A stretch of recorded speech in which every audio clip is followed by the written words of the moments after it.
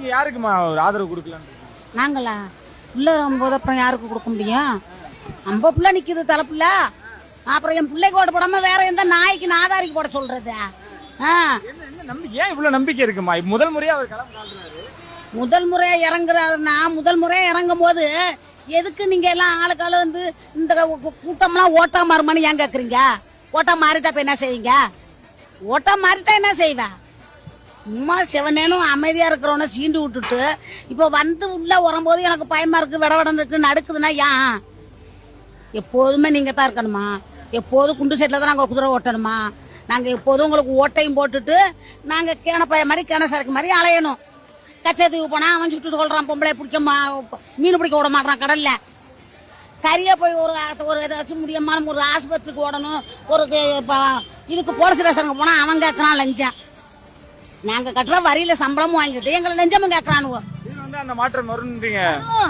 வரும், வர முடியும், வந்தா மாற்றம் வரும். இனிமே எந்த அரசியலும் வேணாம். புதுசா எங்களுக்கு கண்டிய புள்ள அவன் எத்தனையோ கோடி அதான் படிச்சில்ல, அவன் எத்தனையோ கோடி ஒரு படம் நடிச்சுக்கு சம்பாதிக்கிறான். அந்த பணம் வானா எனக்கு மக்கள் தான் வேணா எதுக்கு வரான்? எங்களை இருட்டுல கிடக்குறவங்களை வெளிச்சத்துக்கு கொண்டுகிட்டு வரான். அதனால அவனை தான் நாங்க வெளிச்சம் கொடுக்க முடியும்.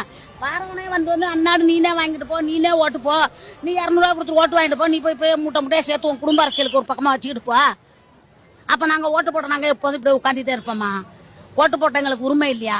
அதே மாதிரி எங்க உரிமை, நாங்க யாருக்கு வேணாலும் போடுவோம். அதுக்கு போடக்கூடாது, இதுக்கு போடக்கூடாதுன்னு சொல்ல யாருக்கும் சட்டம் கிடையாது இந்த தமிழ்நாட்டுல. தமிழ்நாடுல உலகம் இந்தியாவுக்கே யாரும் வந்து அவங்களுக்கு தான் போடும், இவங்களுக்கு தான் போடும், உங்களுக்கு சொல்ல சட்டம் கிடையாது. இது எங்களோட உரிமை. யாரு வந்தா எங்களுக்கு நல்லா இருக்கும் அப்படின்னு நாங்க எடுத்திருக்கிறோம். மாற்றம் வரணும், அரசியல் தடவை மாறணும். எப்போதும் இருந்த அரசியல் இருக்கக்கூடாது. இதுக்கு முன்னாடி ஒரு கூட்டத்தை இந்த மாதிரி பாத்துருக்கீங்களா? இதுக்கு மேல இன்னும் ஆனா இடம் பார்த்தல, என் பிள்ளைக்கு இடம் தான் பயந்துட்டு இந்த மங்கன இடத்த கொடுத்துருக்கான். இது என்ன கூட்டம்? கொடுக்க வேண்டிய இடத்த கொடுத்தா நாகை மாவட்டமே இங்கதான் இருக்கும்.